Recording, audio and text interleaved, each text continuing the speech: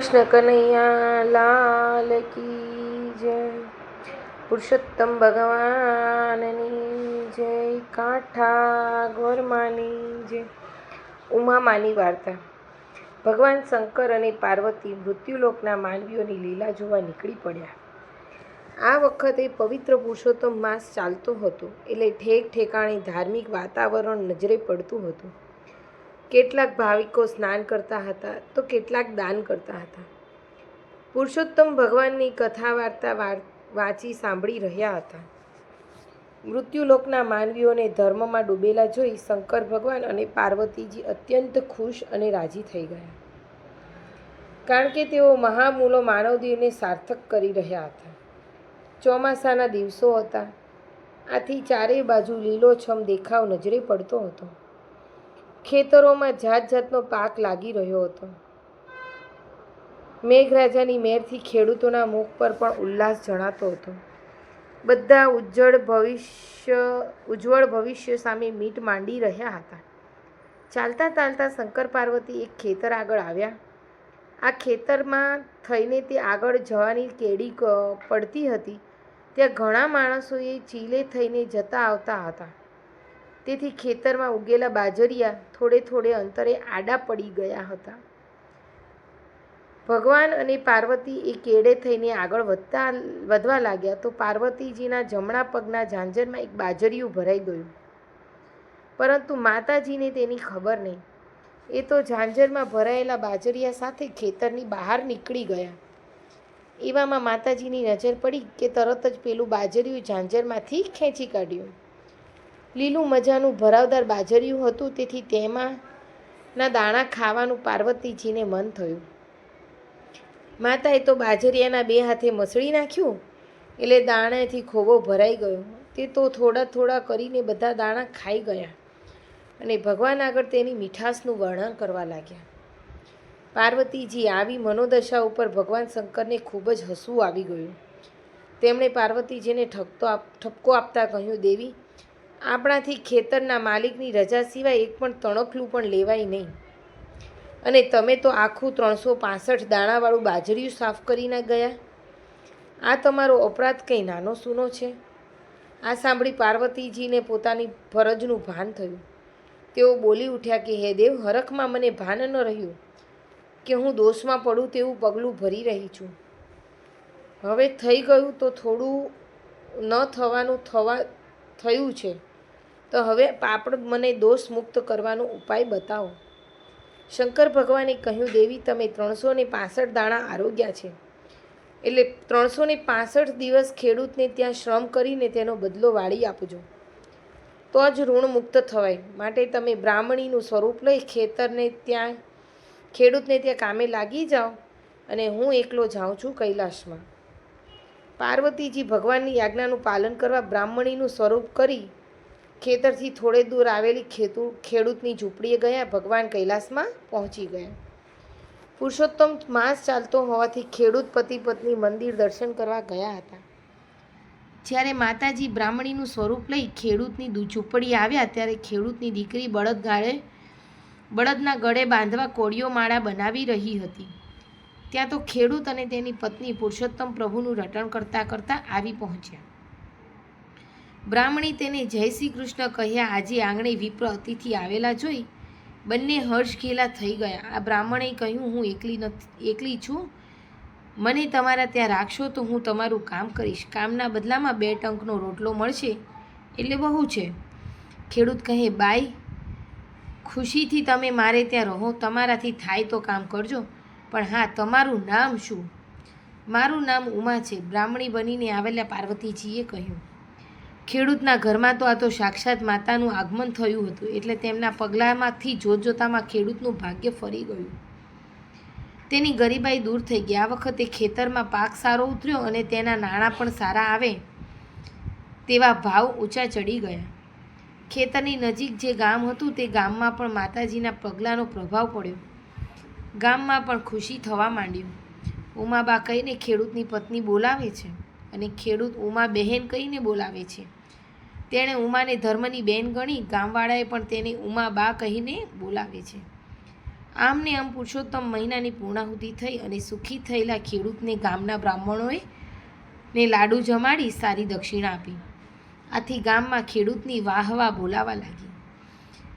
દિવસો પાણીના રેલાની જેમ વહેવા લાગ્યા. આમને આમ બ્રાહ્મણી બનીને આવેલા પાર્વતીજીએ ખેડૂતના ત્યાં 300 દિવસ પૂરા કરી નાખ્યા. તો પણ હજુ 65 દિવસ ખૂટતા હતા. એવામાં ગામના ભાવિકોએ સંઘ કાઢીને કાશીએ જવાનું નક્કી કર્યું. ખેડૂત અને તેની પત્નીએ વિચાર્યું કે ભવો ભવના પાતક ધોવાનો આ શુભ અવસર છે, માટે સંઘમાં કાશી જઈએ. પરંતુ તેઓ જાય તો ખેતીવાડીનું ધ્યાન કોણ રાખે? ઢોરને કોણ સાચવે? કંઈ ઉમાબા તે કંઈ નાની દીકરી થોડા સાચવી શકે તેમ હતા. તેથી જવાનો વિચાર માંડી વાળ્યો. આ વાતની ઉમાને ખબર પડી એટલે તેણે બધું કામ ઉપાડી લેવાની ખાતરી આપી અને ખેડૂતને કહ્યું, ભાઈ, ધર્મના કામમાં ઢીલ ન હોય. કરેલું સાથે આવવાનું છે, માટે પુણ્યનું ભાતું બાંધી લેવા. તમે બંને ખુશીથી જાઓ, પણ હા, તમે મારું એક કાપડું સાથે લેતા જજો. અને જ્યારે ગંગાજીમાં સ્નાન કરો ત્યારે હાથ જોડી ગંગામાને વિનંતી કરજો કે હે પતિત પાવની ગંગા મૈયા, ઉમાબાએ ભાવથી આ કાપડું મોકલ્યું છે, તેનો હાથોહાથ સ્વીકાર કરો. મને વિશ્વાસ છે કે ગંગા મૈયા જરૂર મારા કપડાનો સ્વીકાર કરશે. ગંગા મૈયા હાથોહાથ કાપડું લેશે તે વાત ખેડૂતની પત્નીને ગળે ઉતરી નહીં. પરંતુ ખેડૂત તો પોતે પૂર્ણ શ્રદ્ધાળુ હતો, તેથી તેણે કાપડું લઈ પત્નીને આપ્યું.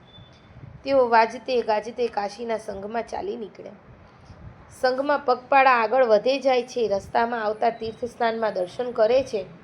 થાક લાગે છે ત્યારે વિસામો લે છે. ભૂખ લાગે ત્યારે ભાતું ખાય છે અને ભજન કીર્તન કરતાં કરતાં આગળ ચાલે છે. બધાના મુખ પર ઉલ્લાસ છે, બધાએ પગોમાં જોર છે. તેથી તેઓ ધાર્યા કરતાં વહેલા સમય પવિત્ર કાશી નગરીમાં આવી પહોંચ્યા. સાંજના તેઓ પહોંચ્યા હતા એટલે એક ધર્મશાળામાં મુકામ કરી કાશી વિશ્વનાથના દર્શન કરી આવ્યા. પછી જમી પરવારી ભજન કરતા પોઢી ગયા. વહેલી સવારે સૌ ગંગાજીમાં સ્નાન કરવા માણિકા ઘાટ પર ગયા. ખેડૂત અને તેની પત્ની પણ સાથે હતા, પરંતુ ઘણા દિવસ થવાથી તેઓ ઉમાનું કપડું ધર્મશાળાઓમાંથી લેવાનું વિસરી ગયા. બધાએ ગંગાજીમાં સ્નાન કર્યું, દેવ દર્શન કર્યા અને યથાશક્તિ દાન પણ કર્યું. આવી રીતે એક અઠવાડિયું બધા કાશીમાં રોકાય અને પુણ્યનું ભાથું બાંધી ઉલ્લાસભેર પોતાના ગામ તરફ પાછા ફરવા નીકળી પડ્યા. હજુ પણ ખેડૂત અને તેની પત્નીને ઉમાનું કાપડું યાદ આવતું નહોતું. સંઘ અર્ધ રસ્તે આવ્યો ને બધા વિસામો ખાવા રોકાયા. એવામાં ખેડૂતને ઉમાનું કાપડું યાદ આવ્યું ને હૈયામાં ફાડ પડી. તેને પત્નીને કહ્યું, અરે રે, તુંય ભૂલકણી ને હુંય ભૂલકણો. માં ઉમાબાનું કાપડું તો કાશીમાં યાદ આવ્યું જ નહીં. તેને ગંગા મૈયાનું અર્પણ કરવાનું હતું. હવે ઘેર જઈને ઉમાબહેનને શું કહીશું? ખેડૂતની પત્ની બોલી, બળ્યું રઘવાટમાં ને ભજનની ધૂનમાં એ તો યાદ જ ન આવ્યું. હવે શું થાય? જો ત્યાં યાદ આવ્યું હોત તો વાંધો ન હતો. હવે અધવચ્ચે યાદ આવ્યું ને ભારે ઉપાધિ થઈ. એ બિચારી આપણા ઘરનું બધુંય કામકાજ કરે છે ને આપણી ગેરહાજરીમાં બધુંય કામ માથે લઈને લીધું છે. એટલે આપણે તેનું કામ કર્યા વગર પાછા જઈશું તો તેનું મન ઉતરી જશે અને જિંદગીભરનું મેણું રહી જશે. આ સાંભળી ખેડૂત તો સંઘવી પાસે ગયો અને બધી વાત કહી. સંઘવીએ કહ્યું, તમે પાછા કાશીએ જાઓ અને અહીં આવો ત્યાં સુધી કંઈ સંઘ રોકાઈ નહીં રહી. બધા ઘેર પહોંચી જવા ઉતાવળા થયા છે, એટલે એક દિવસ પણ રોકાઈ રહેવું પાલવે તેમ નથી. તમારે જવું હોય તો 2 જણા જાઓ. ખેડૂત કહે, ઠીક છે, તમારા ઉપર બળજબડી થોડી જ ખાય છે. તમારે ગામ તરફ રવાના થાવ, અમે બંને કાશી તરફ જઈએ છીએ. આમ કહીને ખેડૂત અને તેની પત્ની તો પોટલા માથે મૂકી કાશી જવા રસ્તે નીકળ્યા. બીજી બાજુ સંઘવીએ સંઘ ઉપાડવાનો હુકમ કર્યો, પણ બળદિયા ઉઠતા જ નહોતા. માણસો બધા ચાલતા જાય, પણ સર સમાન ભરેલા ગાડાને બળદ વગર કોણ ખેંચે? સંઘવીને મૂંઝવણનો પાર રહ્યો નહીં. આ તો ભારે થઈ. હવે આપણે શું કરવું? બધાએ બળદની હાલત જોઈ જાણે ઘણા સમયના માંદા હોય તેવા લાગ્યા. તેમને ઘાસચારો નીર્યા તો એક તણકલું મોઢામાં લીધું નહીં. પછી ઉઠાડવા માટે ઠેક ઠેકાણે પરોણાની આર ઘોંચી, પણ બળદો ત્યાં બેસી જ રહ્યા. શાને ઉઠે? આ તો ઉમા બનીને બેઠેલા પાર્વતીજીએ સંઘ રોકાઈ રહે તે માટે બળદોને આવા માયકાંગલા બનાવી દીધા. આખરે સંઘવીએ યાત્રાળુઓને કહી દીધું કે હાલમાં આપણે અહીંયા જ રોકાઈ રહીએ છીએ. જ્યાં સુધી બળદો સાજા ન થાય ત્યાં સુધી રોકાયા વગર છૂટકો નથી. આમ સંઘનો અધવચ્ચે જંગલમાં રોકાઈ રહેવું પડ્યું અને દિવસો પસાર થવા લાગ્યા. ખેડૂત અને તેની પત્ની પણ હવે કાશીનગરમાં પહોંચી ગયા. ત્યાં ધર્મશાળામાં વિસાયો ખાઈ પેલું કાપડું લઈ ગંગામાં સ્નાન કરવા ગયા. બંને પગથિયા ઉતરી કેળસમા પાણીમાં આવી ઊભા રહ્યા. ઊભા રહીને કહ્યું, પેલું કાપડું લઈ હાથ જોડીને ભારપૂર્વક ગંગા મૈયાને પ્રાર્થના કરી આંખો મીચી ઊભા રહ્યા. થોડી વાર ધ્યાન કરીને ખેડૂતને કહ્યું કે હે ગંગા મૈયા, મારી ઉમાબેને હેત ધરીને આ કાપડું આપને મોકલ્યું છે. એ માડી તેનો હાથોહાથ સ્વીકાર કરો. ઉમાબહેને ભારપૂર્વક કહ્યું છે કે ગંગા મૈયા હાથોહાથ કાપડું લેશે. મૈયા, અમારું વચન રાખો ને ઝટ કાપડનો સ્વીકાર કરો. આમ કહીને ખેડૂતે હાથમાં રાખેલું કપડું જય ગંગા મૈયાનો નાદ સાથે પાણીમાં તરતું મૂક્યું. પણ શો ચમત્કાર! એકાએક પાણીમાં ખળભળાટ થયો. બે રૂપાળા હાથ પાણીની સપાટી ઉપર દેખાયા અને એ જ સાથે કાપડું તરતું હોય તે હાથ પાસે ગયું.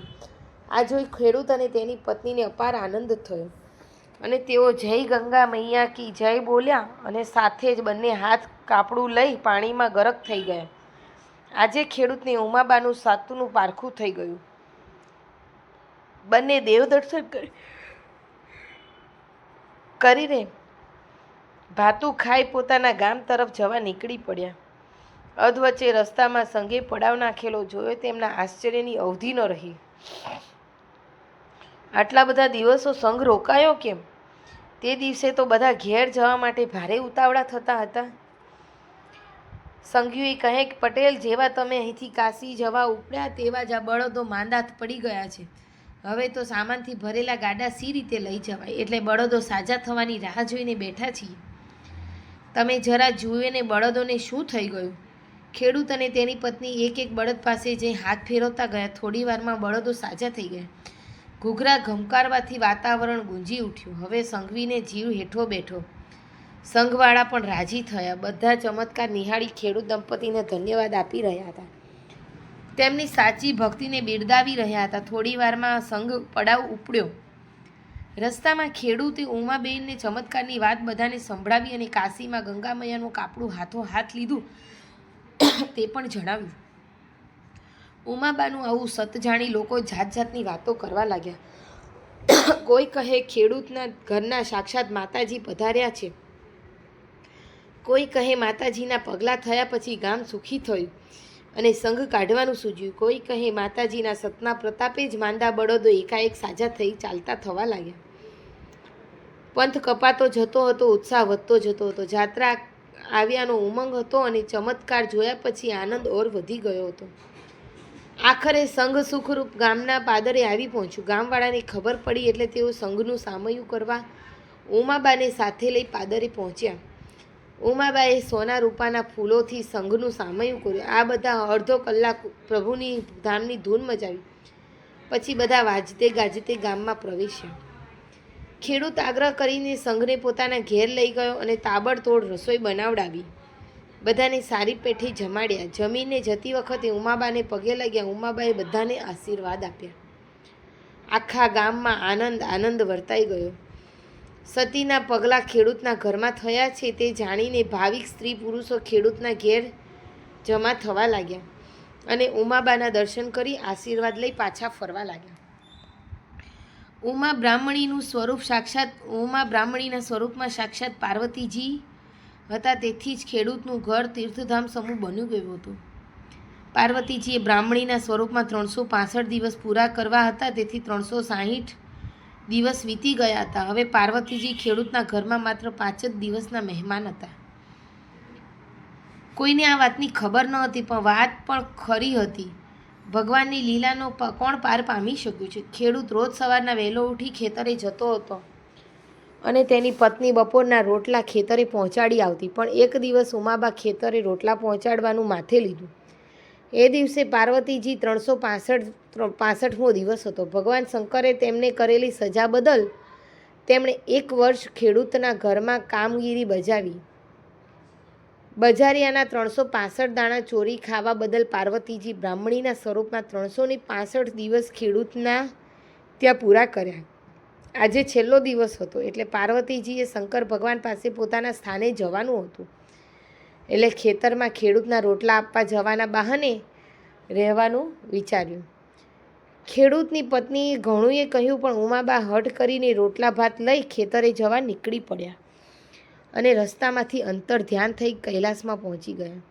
બપોરના જમવાટાણે ખેડૂત રોટલાની રાહ જોતો બેઠો હતો, પણ ઘણીવાર થઈ છતાં કોઈ રોટલા દેવા આવ્યું નહીં. એટલે તે થાકીને ઘેર ગયો.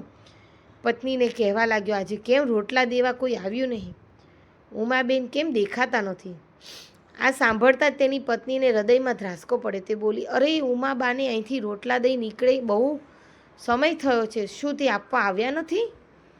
ખેડૂત કહે, રોજ તો તું રોટલા આપવા આવે છે, આજે ઉમાબાને કેમ મોકલ્યા? તેની પત્ની બોલી, આજે ઉમાબાએ હઠ પકડી એટલે રોટલા તેમને આપવા મોકલ્યા. તો પછી ગયા ક્યાં? શું રસ્તો ભૂલી ગયા હશે? પછી તો બંને પતિ પત્ની ઉમાબાને શોધવા આખું ગામ ખેતર ખૂંદી વળ્યા, પણ ક્યાંય ઉમાબાનો પત્તો લાગ્યો નહીં. બંને થાકીને ઘેર આવ્યા ને ભૂખ્યા તરસ્યા બેસી રહ્યા. સાંજે ખેડૂતની પત્ની અને ખેડૂતે કહ્યું, સાંભળો છો, આ તમે સવારના ભૂખ્યા છે તો રોટલો ખાઈ લ્યો. ખેડૂતે કહ્યું, કોઈ દિવસ નહીં, આજે ઉમાબેન જાતે મને રોટલો ખવડાવવા આવ્યા હતા, એટલે તે જાતે આવીને જમાડશે તો હું જમીશ, ત્યાં સુધી મારે અન્ન જળનો ત્યાગ છે. પત્ની પણ પતિની સાથે અન્ન જળનો ત્યાગ કર્યો. બીજા દિવસે પણ તેમનો ઉપવાસ ચાલુ હતો. તેઓ બંનેએ સંકલ્પ કર્યો હતો, જ્યાં સુધી ઉમાબા જાતે ખવડાવે નહીં ત્યાં સુધી ખાવું નહીં. આમ ને આમ 6 દિવસ પસાર થઈ ગયા. કૈલાસમાં પાર્વતીજીને આ વાતની ખબર પડી એટલે તેઓ ભગવાનની રજા લઈ બ્રાહ્મણીને ત્યાં ઉમાબાનું સ્વરૂપમાં ખેડૂતના ઘરના આંગણામાં જઈ ઊભા રહ્યા. એકાએક ઉમાબાને આવેલા જોતા ખેડૂત અને તેની પત્ની હર્ષઘેલા થઈને પગે પડવા દોડી આવ્યા. ત્યાં તો ઉમાબાનું સ્વરૂપ પલટાયું. તે જગ્યાએ સાક્ષાતમાં પાર્વતી ભવાની સ્વરૂપે બંનેને દર્શન દેવા હાથ લાંબા કરીને ઊભા હતા. તેની આસપાસ પ્રકાશ પુંજ રેલાયા હતા. ખેડૂત અને તેની પત્ની આંખો અંજાઈ ગઈ. એવું ઝળહળતું સ્વરૂપ બંને સામસામે જોઈ ન શક્યા.